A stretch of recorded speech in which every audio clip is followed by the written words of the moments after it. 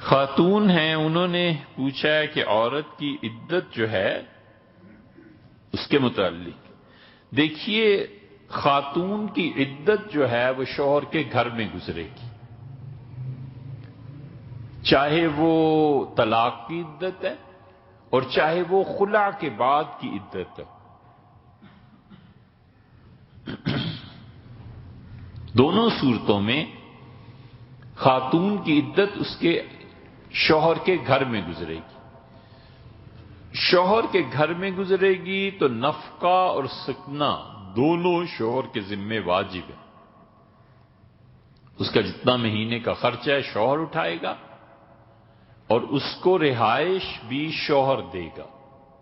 اور اگر بچے کا سلسلہ ولادت کا تو سارے اخراجات شوہر برداشت کرے گا، اور اگر اپنی مرضی سے گھر چھوڑ کر چلی جاتی ہیں تو پھر شوہر پہ کوئی ذمہ داری نہیں ہے، نہ نفقہ کی، نہ سکنہ کی، نہ اسے وہ